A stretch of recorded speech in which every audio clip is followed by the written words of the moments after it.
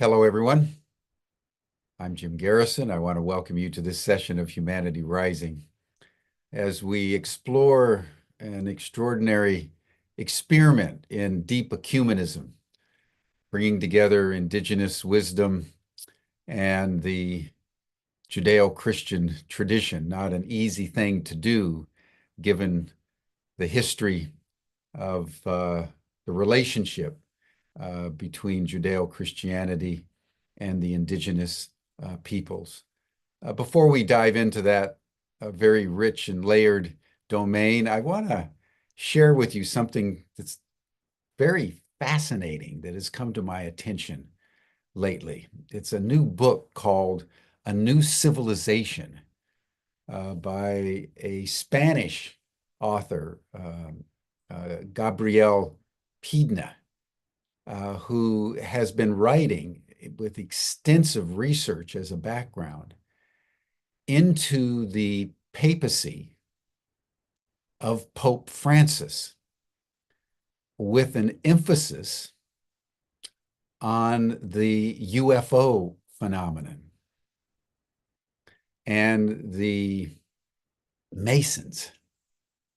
It's very, very interesting that the current Pope, while he was both a monk and then a bishop and then an archbishop and then a cardinal in Argentina, as a Jesuit, was deeply involved in the UFO phenomenon through friends that he had, with whom he discussed these matters extensively over a number of years. And then, of course, he, as Pope Francis now, he has continued his preoccupation, and on a number of occasions has referred to aliens and talked about the fact that he would be happy to baptize an alien, and that every creature in the universe are all of us are all God's children. One of the other interesting pieces of information that is surfacing around Francis is that there is a growing body of evidence that he's a member of the Masonic order. And this is rather unusual because the Catholic Church, which is based on doctrine, and the Masons,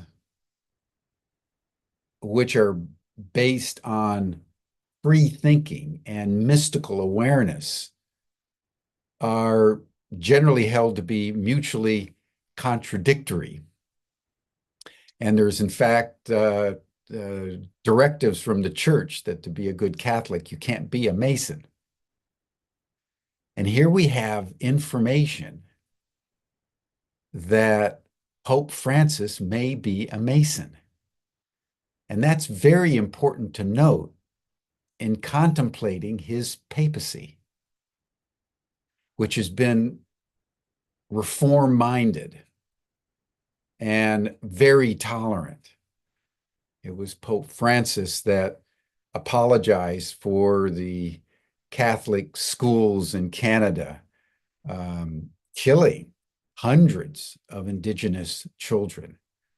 It's been Pope Francis that has renounced the doctrine of discovery, by which the European powers, with the sanction of the church, decimated the indigenous peoples. It's been Pope Francis that has opened up a deep dialogue about the gender fluidity of our time.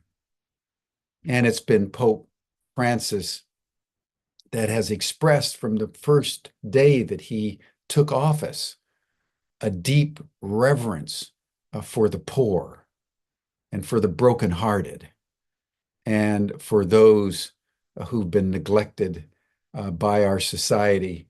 And because of that, he's spoken out very fiercely, as did John Paul the second and John the 23rd before him against rapacious capitalism. So once I came to understand this, I began to appreciate the profundity of the current papacy. And the one point with which I'd like to conclude, and I recommend the book to all of you, A New Civilization, is that there is speculation in an interview by the Australian journalist Ross Coulthart with Gabriel Pidna about whether, in fact, the Vatican is involved with and may be behind the current disclosure taking place in the United States. I'd never contemplated that possibility, but it may be more true than we can imagine. It's a wonderful world that we inhabit, everyone. We think we understand from the outside in, and then occasionally we'll get an illumination from the inside out that expands our consciousness, that, as Plato said, enlarges our soul. And because of that, we feel better about the world. And this faith that we have, even in the midst of the duress and the chaos and the contradictions and the wars and the genocides and the conflicts and the polarization of politics, that there's goodness in the world. And that maybe at a very deep level, in ways that we cannot understand, the spirit that guides all of history is at work in the invisible realms, and that even the ETs are in touch far more subtly and profoundly with the different corridors of power around the planet, and are working even in a hidden way for our redemption. So thank you, everyone, for joining us here on Humanity Rising today.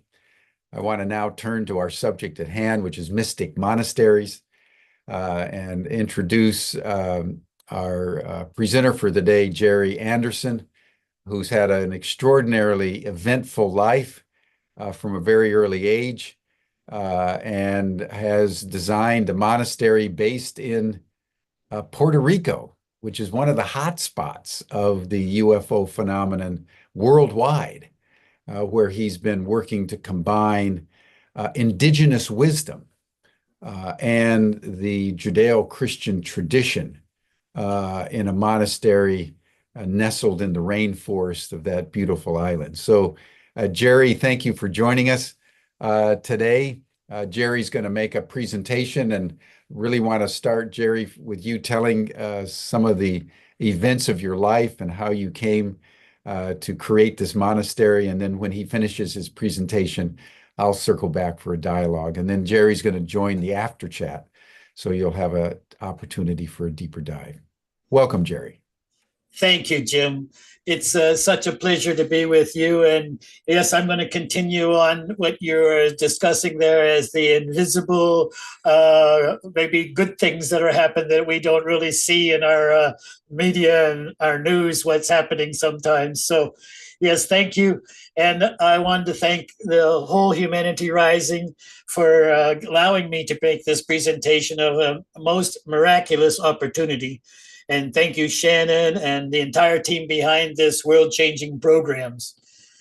I wanted to say at the beginning, Professor Garrison is such a profound convener, as he is the one who is opening the knowledge and wisdom of Humanity Rising.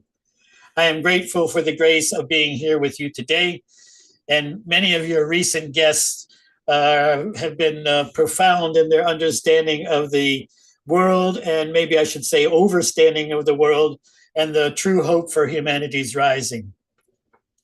Today, I want you to be curious as we go through the different thoughts that I have to share with you. Before I begin, I would like to start with 4 questions. Can we build a monastery to dissolve the illusions of separation?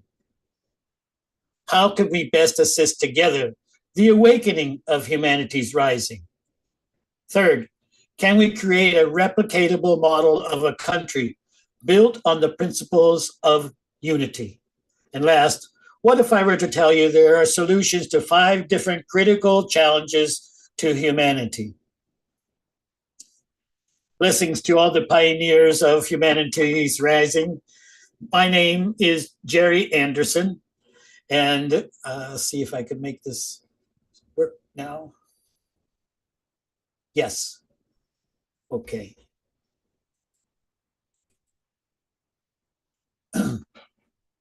My name is Jerry Anderson, and my first... Jerry, we don't see the screen share.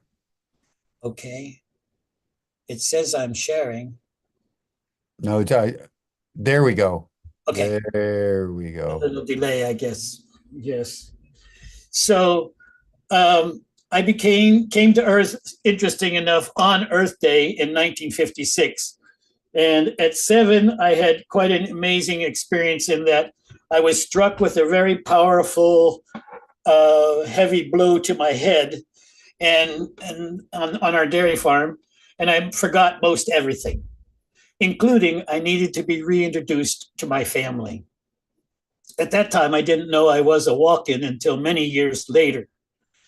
During my teenage years, I was struck with lightning 3 times and had a very bad gallbladder. At 20, I met a reflexologist who, in 3 treatments, quote, quote, cured my gallbladder, and I was introduced to natural healing. I took an apprenticeship with this healer, and she was very wise. When she finished my studies, she said, "Now, you don't know about feet until you've done 20 pair of feet." And during these practices on 20 pair of feet, I went into trance for the first time. At 30 years old, I made a commitment to my life to being available for spirit.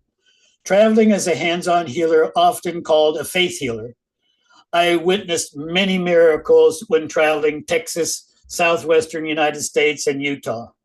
To me, a miracle is when the laws of nature are bent. I witnessed in 1986 a lady given just weeks to live with severe lung issues and who is still alive today. A doctor in Texas who came to me after she had conceived with a man who had final stages of AIDS and asked if her baby could be born without AIDS. The mother and the child has never had AIDS, and the daughter has just graduated from college. Living in Sedona, Arizona, I was the first legal tour guide to the vortexes in Sedona. I realized that what we call the Indigo children were a very group-minded souls. In the 1990s in Sedona, we had a small group of highly empathic souls, like an unorganized monastery. In year 2000, I took a management position in bringing a Tesla device from Greece to America, which had a spark gap chamber that produced small lightning bolts. This powerful energy, by induction, is fed to our body cells, much like when we lay our phone on the charger pad. It has no connection and is done magnetically. It is used by many of the best clinics around the world. Few machines are in clinics in the United States, but very many are owned by private individuals. There's an exception to this. In the US equine industry, where no horse has won the Kentucky Derby for over a decade that wasn't using our technology. In the 10 years ago, I began feeling a burden in Christian terms for these highly sensitive, empathic, mature souls coming to Earth. They are misunderstood and confused about what's happening in humanity. This may be the description of a high number of youth suicides. In 2015, I'm still doing my best to be available. I became a knight in the Order of Knights of Hope, often called the Hospitallers. I felt a burden for these highly spiritually gifted young people who were leaving Earth by suicide from our own awakening communities. The burden was for a sanctuary for these souls to support each other, grow their own food, and have time for their spiritual studies. From the Brother Knights, I was offered 3 choices of property. In the United States, in Ohio, a large house was donated, which had raised, this couple had raised 33 special needs children with complete kitchens, dormitories, and a ball court. The second opportunity was Ecuador, where a former herb school and farm. And if you're familiar with Ecuador, it has most amazing agricultural benefits because it's on the equator. The third option was in Puerto Rico, a virgin rainforest, completely undeveloped. Here you can see where Puerto Rico is. And just to give you a reference, of course, this is Florida. Cuba is 1,300 miles long, just to give you a scale of this map. So we were offered 330 acres of 3,000 acres. And since the property had never been subdivided, the owner, Benjamin Anguera, asked me where we wanted our piece of land. Now, let me tell you, 3,300 acres is 6 square miles and is extremely rugged. After many months of exploration, I decided we had to choose the only flat area that we had found. Now, this gives you an idea of this map here. This white block here is the Arecibo telescope, the giant 1 kilometer wide telescope in Puerto Rico. And you can see that the closer these brown lines are together, the steeper the terrain is. So you can see it's just rugged. So we chose this piece right here because it was flat. So we needed some land for our growing our crops and all that type of thing. So he says to me, just draw on the map where you want the property. So I did. And, you know, it's kind of hard to guess 330 acres.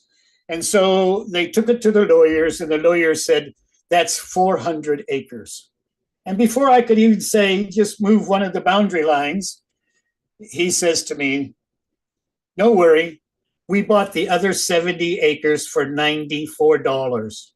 Did you get that? We bought the other 70 acres for $94. So today I'd like to celebrate our Creator's hands and all the miracles of what has been happening in this project. And it's been started long before I ever showed up. So this is the I almost said state, but the territory of Puerto Rico. In this area right here is San Juan, the capital. This is up in the mountain. This is our property. It is so large, 10,000 acres is kind of hard to even comprehend. And so to understand it, it's 70% the size of the entire Manhattan. It's massive caves, rugged terrain. It's one of the largest bat populations in the world with 8 different species of bats. And the nice benefit of that is there are 0 mosquitoes. I've been there every time of day in the rainy season, not rainy season. I have never been bit with a mosquito there in the 8 years I've been traveling there. Before Columbus arrived, he had named the island of St. John the Baptist. The culture there at that time was the Taino culture, sometimes called as the Arawak people. Their influence was the entire Caribbean region, all the islands, as far north as Atlanta, Georgia, all of Central America, and the northern countries of Colombia, Venezuela, and South America. The nation of St. John is the actual pre-Columbian Holy Lands of the Americas. This is the Mystic Monastery's indigenous heritage. And today, we have over 500 words in our language from the Taino language, including canoe, hurricane, potatoes, tomatoes, hammock, etc. Welcome to the Mystic Monastery of St. John the Baptist of Indigenous and Monastic Healing. And maybe you'll catch this. The home office, which gave the name, didn't care how long the name was, and I'll explain the name in a little bit. This river, the Tanama River, is the actual valley where all of the historical stories of the indigenous people come from. In other words, the first king and queen and so forth of the Taino people were on this river. And as the slide says, 3 times this river passes through a mountain. It's quite amazing. And this is one of the few rivers in the entire world that flows north. The Nile is just one of the other ones, and there's just like 4 or 5 other ones, and almost all of them are in Siberia. So the archaeologists have established that people have been making pilgrimage to this sacred valley back as far as 800 AD. At the headwaters, or the beginning of the river, is a cultural center that has a museum, and it's really a beautiful museum with a curator and all that type of thing. And even till today, many ceremonies are still done on this property. Now, take a look what these rocks look like. These are the petroglyphs that are carved into the rocks there. And we have many of these same petroglyphs in our caves, because in the caves, they have less deterioration from the weather. With respect to stewarding these precious holy lands, we're committed to hold and build not on any of the 9,000 acres, only to build trails, overnight camping sites, and ceremonial areas. For 2 decades, members of our order have been working behind the scenes to create an ecclesiastical sovereign nation with the power of separation of church and state. A lot of infrastructure has been built into creating a nation of unity. David said, "Behold, how good and how pleasant it is for the brethren to live together in unity." So now I'd like to take apart the name of our monastery. Just to give you a little clarity, the monastery that we're talking about sits on the land of the nation of St. John. So they're really the same thing, but one is the nation and one is the monastery. Mystic is a term we use for meaning to be empty. Empty of religions, empty of dogmas, empty of any kinds of beliefs. Monastery is a cloistered community of spiritually minded people. St. John the Baptist was considered to be the wilderness doctor. He was often called the Green Man. And just to give you a little bit of a background of who this, because we don't hear much of St. John the Baptist, but there is a lot about the Green Man. What do I mean? Sometimes we forget that the biggest construction project on earth was not the pyramids, was not many of the things that we think of. It was the construction of over 1,000 ginormous cathedrals. In a few hundred years, they built 1,000 of these cathedrals. And if you go in those cathedrals, because they were built by stonemasons, there is a lot of carvings in every one. If you add up all of the carvings of Jesus, if you add up all the carvings of Mary and all the carvings of the Green Man, there is more carvings of the Green Man than Jesus and Mary combined in the cathedrals of Europe. So this was a very important figure, especially in most of the orders of knights around the world. And monastic is kind of the term we use for religions that have monasteries. There are monasteries in India and, of course, Europe, but the original first monasteries were actually in Egypt. So that's the monastic side. And, of course, the indigenous side is the actual native cultures that were local to each area as a different kind of indigenous culture or native culture. And the last word of our monastery is the most important word of our name of our monastery, and that is healing. I really feel like healing was the advertising program, at least for Jesus and a few other people, because you can imagine that Jesus, before he got to the next town, they had said, in the last town, somebody was blind, somebody was this, somebody was else. So the advertising program before there was internet and all those type of things was the healing that was done through the vision. Here's our vision for the monastery: a sanctuary in nature for a maturing of highly sensitive, empathic, mature souls to produce highly trained, equipped, and empowered healers and saints. My role is the CSO, that is the Chief Serving Officer for this holy mission. And it's my job to hold the principles of unity. And I am very ready to share many of my hats, as I have too many hats at this time.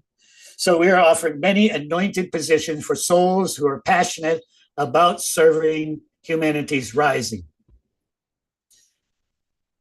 We have a number of monks around the world, and one of the monks that I'm the most proud of is in Colombia. His name is Andreas, and I thought it'd be nice to give you just a little sample of his teachings and what he had learned in the time he's been here with us.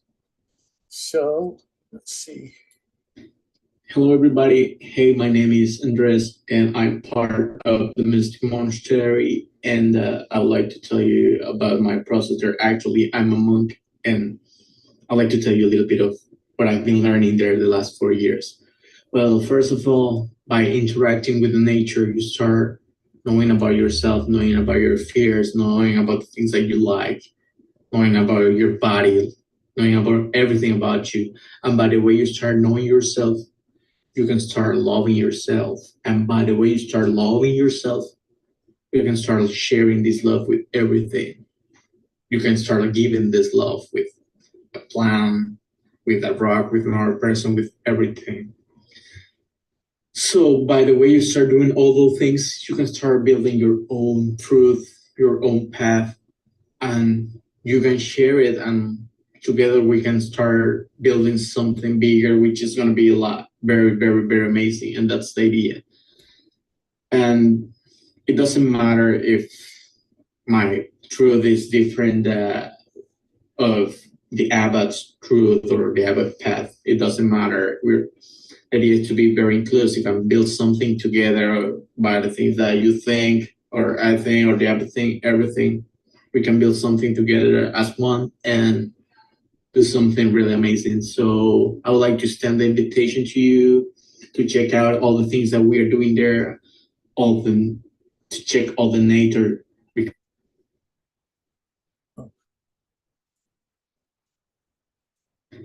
Hello. I guess I messed up. So at the end, he just gives a blessing to all of us. And I really wanted to read what he wrote to me. I asked him what he had learned in the first 4 years. This is a couple of years back. And in a few hours, he returned this. And I want to say that he uses some pretty strong words in what he wrote back. He said, first, meet yourself. Know who you are.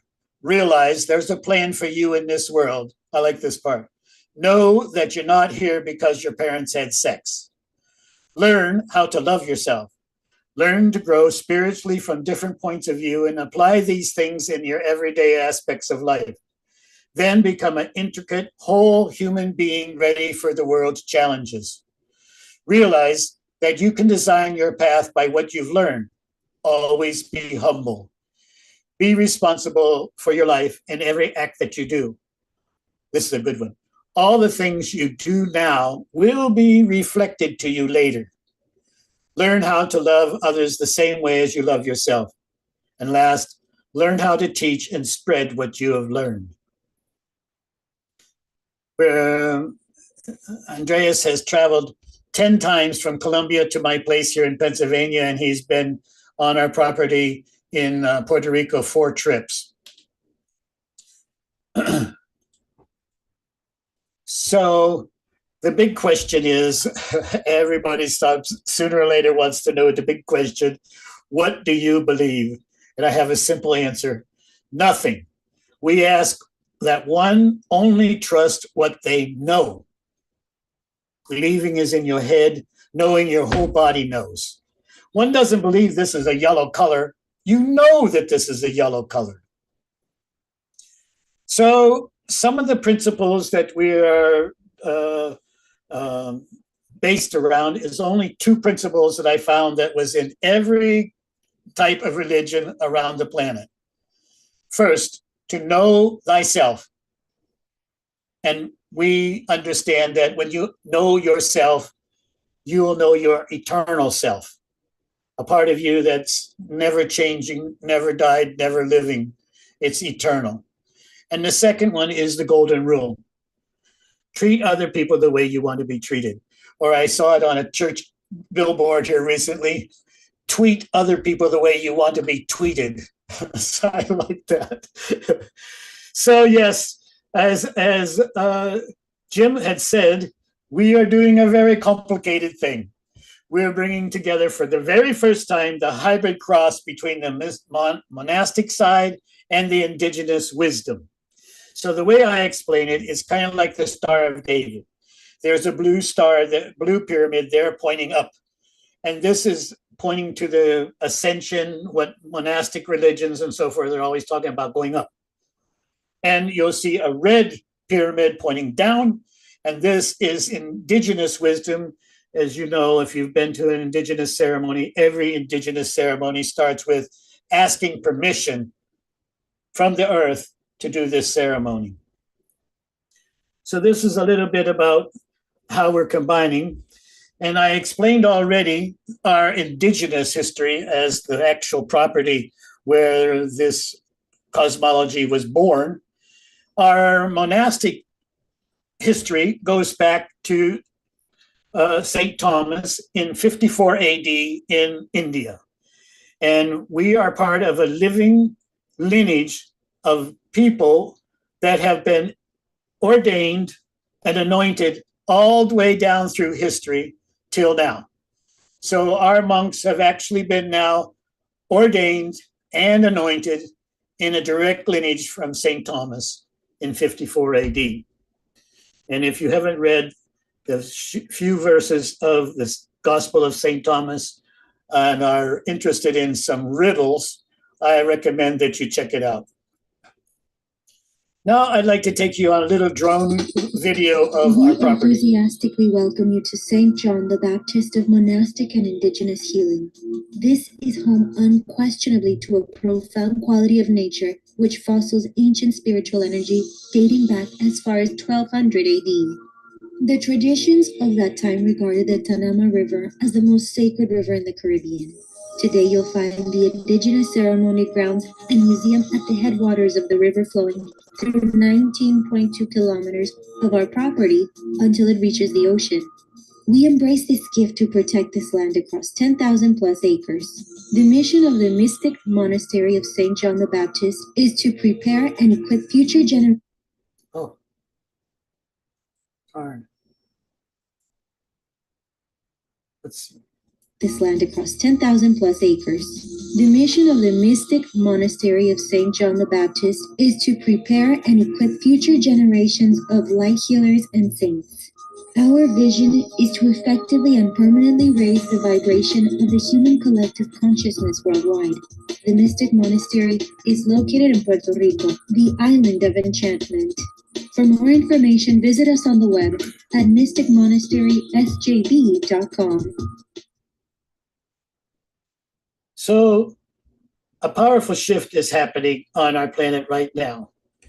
It is a living vision rising under the guidance of Ascended Master Saint Germain. He is understood to have been orchestrating this for many centuries, and the ecclesiastical nation of St. John is an awe-inspiring, pioneering project nestled in 10,000 sacred acres in Puerto Rico's virgin rainforest. This is a sanctuary and an entire sovereign nation. A nation dedicated to consciousness, spiritual healing, and unity. weaving a synthesis of all understandings, or should I say overstandings of oneness. There are 5 different critical areas and challenges that humanity is facing that we can be part of. First challenge is a home for Indigenous healers and lineage carriers.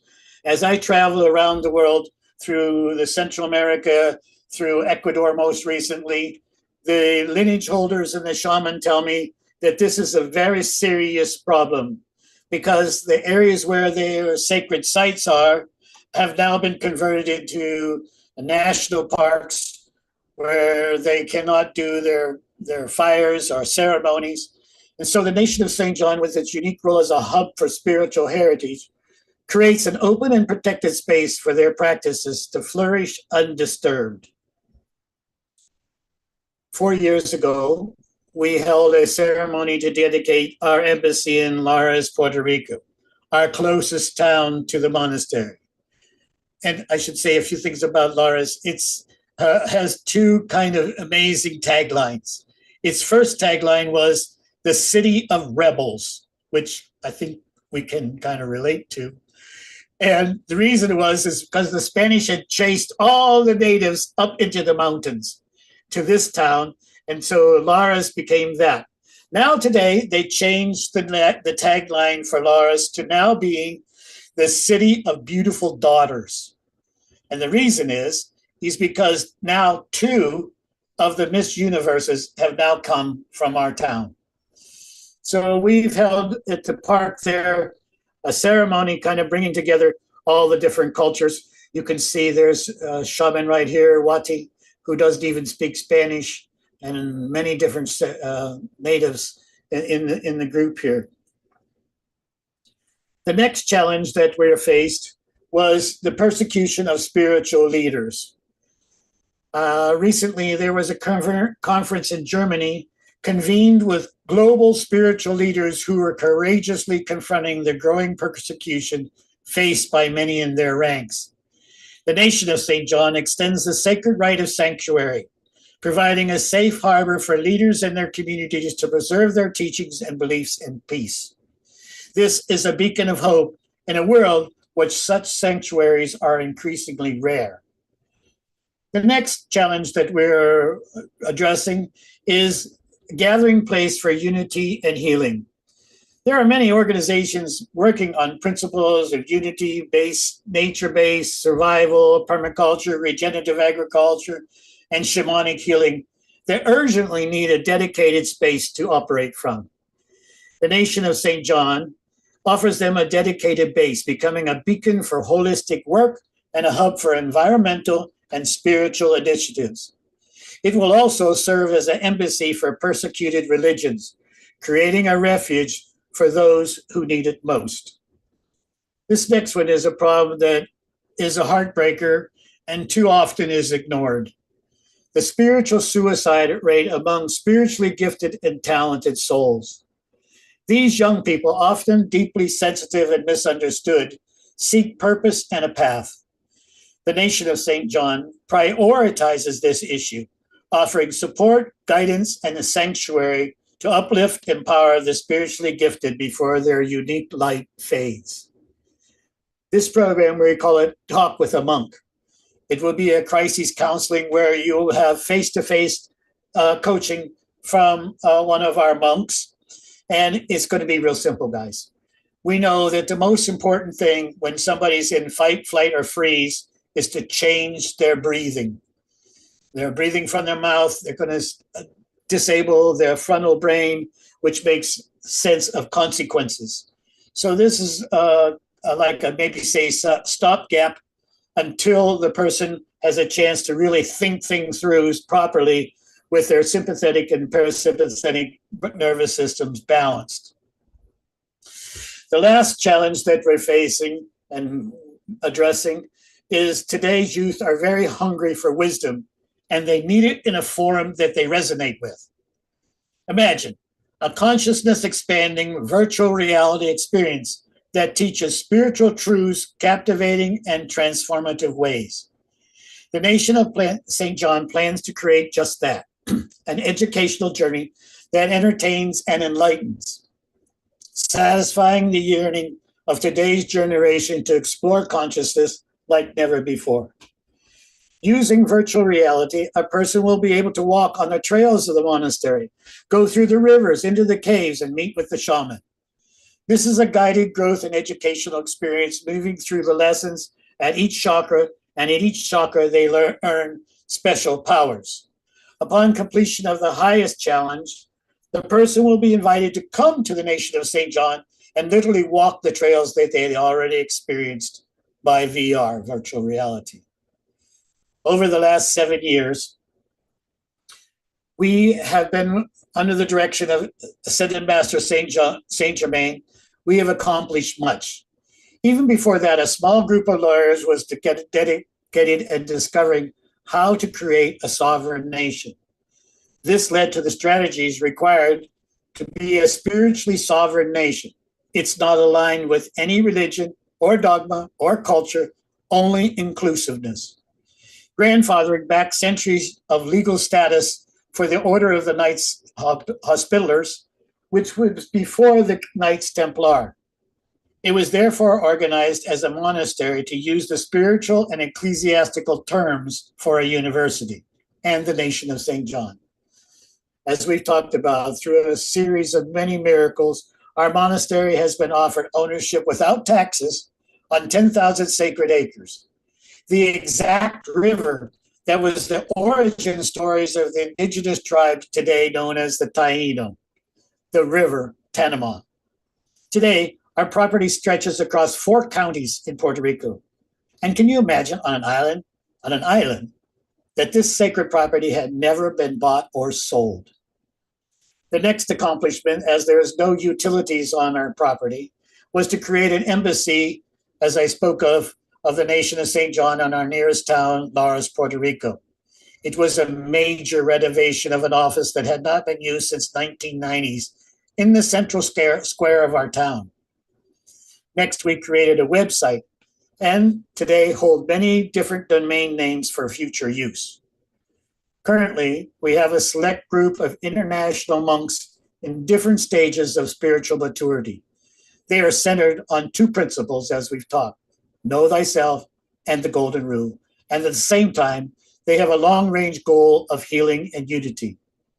As the abbot, or in Greek called father, my role is to guide the monks in these directions. I have now compiled some teachers on many different subjects from a mystic's point of view to develop the monks a non-gendered term. The Mystic Monastery is now ready to plan, construct temples, monks' quarters, and ceremonial sites. A new world model for our world. The nation of St. John embodies the separation of church and state, providing an autonomous ecclesiastical territory where souls can find refuge, healing, and knowledge. It's a bold new model for spiritual sovereignty, environmental harmony. We are preparing for let me see if I can figure out how to do this.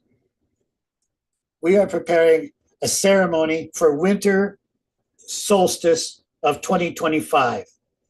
And I'm seeing if I can, it won't let me share the brochure.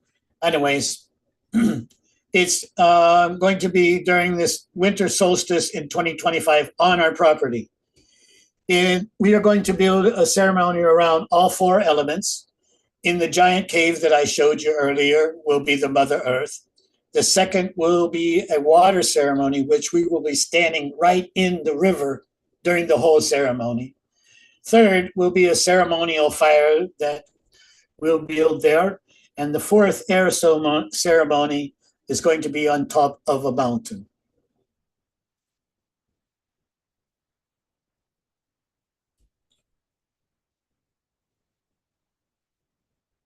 Here we go. Our website is the Mystic Monastery SJB. That stands for stjohnthebaptist.com. And there you can download an 18-page booklet that we have that's in 5 different languages, from Spanish, Portuguese, Italian, French, and English. This is not just a vision. It's been happening in Puerto Rico's rainforest since 2017. The nation of St. John is to inspire, heal, and protect. We can't wait to see the transformation unfold, as we are the first monastery in history to combine monastic and indigenous wisdom. We have many opportunities available. From home, we are looking for some people to manage the websites, the social media. We have a place for you. We are ready for many types of professionals to fill the many roles, from architect to graphic designer, lawyers, and administrators.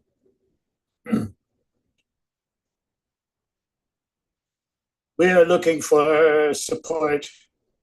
Well, I'll get it here in a second. Support. And if you resonate with a university that to dissolve the illusions of separation, we are grateful for your financial support. You can use your phone to scan this QR code to donate. We're currently ready to build the main entrance gate. If you'd like to sponsor this or any other project, you can contact me directly. Thank you very much for your support of this legacy for humanity. Together, we have been risen up for a time like now. Let's all collaborate, creating a vision to outlast our visit to this lovely planet. Many talents and skills are necessary and useful, as December 2025 will be the unveiling of the nation of St. John. We're bringing together allies and friends. And allies, I mean other organizations and groups that are focused on unity, on regenerative agriculture, any types of one of the things that could be very exciting is to use our property for a survival training. And I ask that you join us in the after chat with Shannon, and I would like to know your ideas and what kind of ideas that you have for this legacy of a new world of unity. Blessings to you all.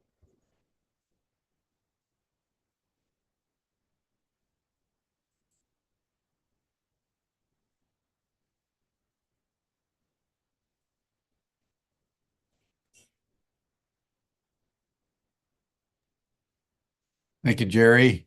Maybe you could stop screen share. Yes. There we go.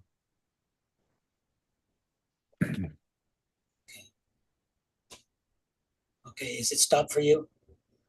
Not quite yet. Okay.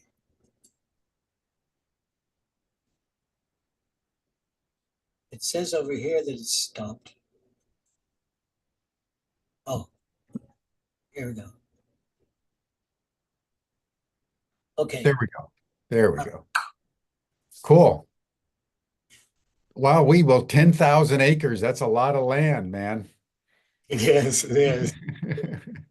Now, how was that gifted? You said that you were gifted it. Who did it come from? Was it a government? Did it come from the indigenous tribes? How did all that come about? Well, it was a lot of grace. You know, grace doesn't really have Always. a logic to it, but it happened. What happened was when we went to the deeds office and started to actually make the paperwork for registering our property in Puerto Rico of the original 400 acres, the nice lady there, she says, "Do you know your property touches land that has never been owned?" And our agent said, "How much land is there?" She says, "Well, what I can see here, there's at least 1,000 acres, but it touches possibly more land that hasn't been claimed either. And as a nonprofit organization that will protect the nature, you qualify for actually being the caretaker, the steward, I like to use the word, of this land." So the government just gave us the property basically, and there's a lot of restrictions, like for instance that we can't do anything within 100 feet of the river on every side so that there's no pollution and a few things like that. but yes, it was a gift from the home office. Yes. Yep. Yeah. Sometimes the home office intervenes, man. Good for you. Good for you. So you're really at the beginning, you're really now embarking on the building of the monastery, Yes. really Yes. the community. Yes. And it was kind of timed that way since, once we got all the property set up, happened the pandemic. So we were actually like stuck. I went down, I'll tell you a short story. I took 7 monks down during maybe we were 2 weeks into the pandemic. And we get to the airport there at 3:30 in the morning. And Jim, there was a line over a block long to the desk where you had to take all your paperwork for the COVID. And I see this man walking from the desk way down there, and he had a whole white hazmat suit on, and he was walking back through, and it was just scanning everybody. He didn't talk to nobody until he came to me, and he says, "Are these people with you?" I said, "Yeah." He says, "Come with me." So I thought he was going to take us to the desk and fill out the paperwork. He took us out to the street and said, "Have a nice day." Whoa. Bypassed the whole entire process. Yeah, have a nice day. Good for you. Yeah. Tell us about your relationship with the indigenous tribes. I mean, if you have 10,000 acres, that's a lot of land, and presumably there are tribes that live in that area. One of my main guides to the property that I've hired many times, his name is Wati. And Wati is a shaman of the Taino heritage who doesn't even speak Spanish. Okay, he only speaks Taino. So it was kind of complicated, but he had a 10-year-old son that would walk with us, and he was our translator. I would say, "Ask your dad this," and he'd say, "Dad says this." So we had a 10-year-old translating back and forth. And Jim, you'll like this. So we were hiking along one of the trails, and a lot of damage had happened from the Hurricane Maria. That as we hiked the trails, we were just tossing the logs and the river branches off the trail. He was helping do that, and he says to me, he says, "So, do you pray to the stars, or do you pray to the saints?" And he wasn't ready for the answer. I said, "Both." He didn't say anything for like 10 minutes. What do you know about his cosmology, or what the tribe believes? Well, a lot of times people ask me, what is the difference, monastic and indigenous? And I think I spoke of that a little bit, but the big difference is the indigenous people were never kicked out of the garden. Yeah. Monastic understanding is we're all going back to the garden somehow and learning to respect it in a new way and so forth, where the indigenous people have always enjoyed this garden space in their consciousness. Yes. They live in harmony already and are puzzled at our lack of harmony. Exactly. Yes. But are there any particular characteristics of the what is it, the Teneu? Taino, yes. What are they? Do they have particular deities or star systems? Do they have a particular resonance of a particular UFO visitation? What do you know about them? Yes, I don't know a lot because of the language barrier.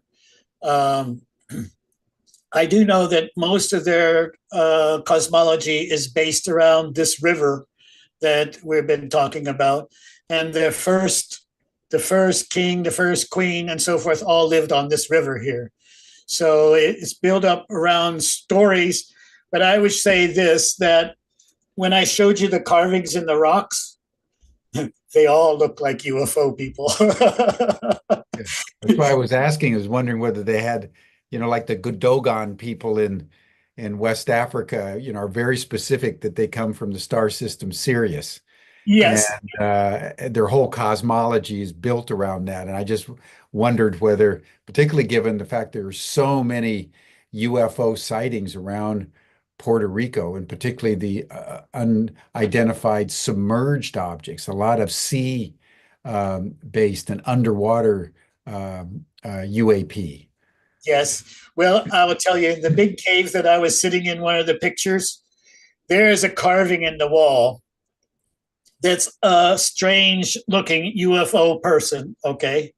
And above him is this spiral that goes smaller and smaller up to the ceiling, kind of like saying, oh, this is where they're from, kind of thing. Right, right, Yeah. right.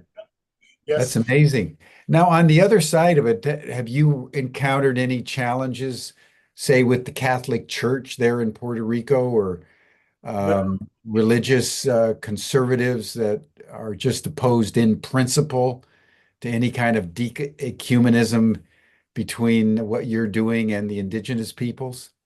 well, I would say the first question is, we are very blessed in that the Archbishop of the whole Caribbean of the Catholic Church has given the stamp to us, as well as the Episcopal religion and also the Presbyterian religion. Their higher ups have all given us a very. One of the monasteries that's in Puerto Rico asked if they could come and spend time on our property. And my person down there says, well, what would you like in return for coming and helping us? And they had the sweetest answer. They said, we just want to meditate on your property. Mm, Now, on mm. the indigenous side, my own personal indigenous side is very wide because I apprenticed to two different Native American shaman, a Ute shaman and a Blackfoot shaman. But more recently, the last 30 years, I've been apprenticed to a Brazilian shaman and using the ayahuasca as I call it a shortcut to God. So I have that background of the sacred teacher plants, as I call them. And so it's out of that experience that this whole endeavor and project has emerged as a sort of a Western individual imbibing deeply in the indigenous medicine. Yes, You're really focalizing that now in this mystic monastery. yes, yes, yes, yes. It is. I had a bulldozer driver come and after Hurricane Maria, there was some big giant tree logs that was on some of our trails, and I'm showing him around the property, and he was like a rough guy, Jim. You know, he chewed tobacco, cursed every other sentence, and he stopped on one of the trails and he says, "This place is a sanctuary." I mean, if he could feel it. Yeah. Yeah, yeah. I had a few monks there. Oh, this is a couple of years ago, and we were doing an ayahuasca ceremony. And, you know, me being a guide for the last 40 years in nature, I'm very aware of snakes and all kinds of animals. And a snake crossed, we are peeking, it crossed between people on our group, okay? And this boa constrictor climbed a tree right beside us as we were like extremely elevated and just stood there for pictures. I mean, maybe 4 feet from our eyes, it was in this tree right beside us. So yeah, it's an amazing property. I say it this way. Sometimes we have to have, you know, books and books and books to understand things. But sometimes when I take a monk there and just a few hours in the nature, they connect the dots all by themselves. Yeah. Yeah. know. Yeah. Well, if the nature is that pristine that the native peoples to that area have not even learned Spanish, that means that for whatever sets of reasons it was never conquered and was never really explored, and so you've come upon something that's both precious and extremely rare. Yes, yes, yes. It's a sanctuary of nature. I say it this way, but it's kind of hard to understand it. I say that our property makes most national parks pale. Yeah, I'm sure, because it's untouched. Yeah, It's yeah. untouched. Now, how much do you have like a dormitory built? Is there, I mean, you have the 10,000 acres of sort of unexplored sanctuary land populated by an indigenous tribe that doesn't speak Spanish. So I presume that their level of technology is very simple. Yes, yes, yes, yes. Well, right now, the only building we have is our embassy, and it's larger than 2,000 square feet. And we have a place there for four monks can sleep, as well as we have an apartment next door that has 3 bedrooms. So as we come and go, we use that apartment also. Right. And where's the closest town? Because, Puerto Rico is not that big. Yes, it's called Lares, Lares. And like I said, it was the city of rebels back a couple centuries ago. And I relate. Totally. Totally. Yeah. So, yes, we're at the step now.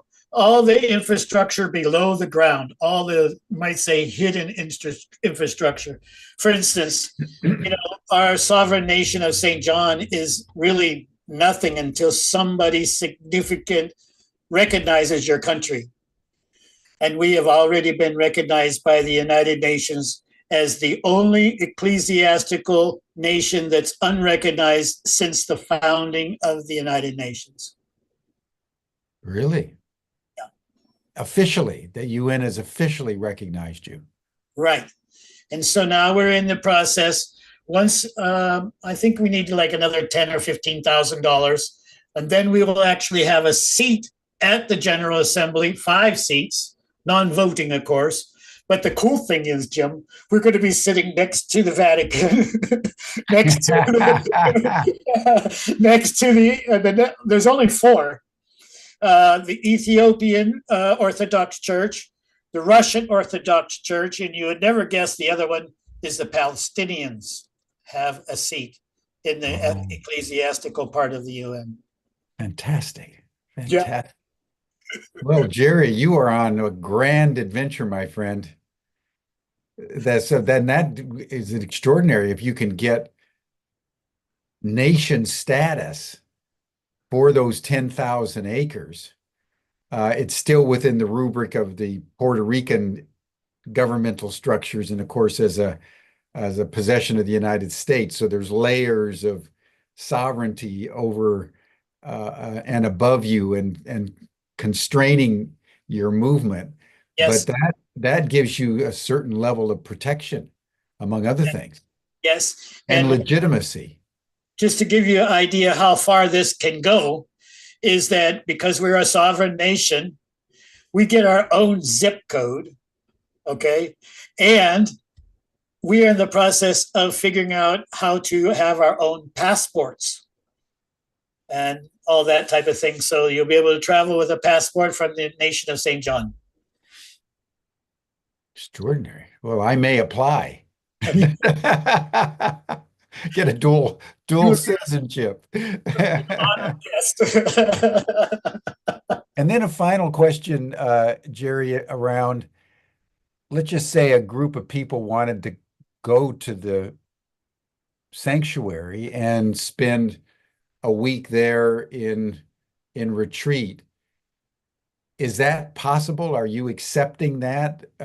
Because that, I can imagine it would be a destination place once you get the basic physical infrastructure together. Yes. Well, it's very nice. In our town of Lares, we have a very conscious group that owns a hotel. We call it the Pink Hotel. And it's we can sleep there somewhere around 20, 25 people and just take a shuttle back and forth to the property as we go every day. Because it's such a huge property, Jim, that sometimes take like an hour to drive around to the backside to come into that giant cave that I showed you. Yeah, we make a big C and come around from the backside of the monastery property to come into that area. Yeah. So yes, we would have time to go to as many days on the property as you would want to experience, conscious groups that are interested. That's amazing. That's amazing. Well, that's something to think about. Because what you're providing is just pristine. And how many of us have we've been to the Grand Canyon, or we've been to Yosemite, or we've been to, the Alps, but for the most part, nature as we experience it is curated and cultivated. Yes. And even though it seems wild, it actually isn't. Yes, yes, yes. And, Puerto Rico is the only tropical rainforest that is in the United States. So it allows us to really experience a whole different kind of topography and fauna and flora and so forth. Yeah.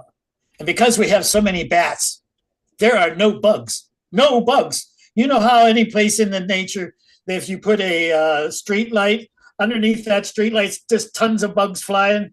Not on our property. There are none. We have 8 types of bats on our property. And wow. The big cave that I'm showed you, man, when you look up into the ceiling of that, there are literally millions of bats hanging from the ceiling. There's one piece, Jim, of a stalactite that's hanging from the ceiling in that room that might weigh 20 or 30 tons. It's so huge. Huge. Wow. Yeah. Yeah. It's a massive cave. And another thing that's kind of crazy is when you walk, your foot makes like a little black dust fly from every step. Okay. And that's 2 or 3 inches of bat guano in the bottom of the cave, which we know is like the very best fertilizer on the planet. Totally, boy. Totally. Well done, Jerry. You are on an adventure of a lifetime. Thank you. God bless Hats you. off to you, brother. Hats off to you. This is remarkable. This is remarkable. My joy. Thank you for joining us. Indeed. Well, now bring this to a close, everyone. You can join Jerry in the after chat. You'll see the link in the chat box that Stan's putting in, and you received the link in your Zoom reminders for today. And we'll see everybody else on Humanity Rising tomorrow. Take care. Thank you so much, Jerry.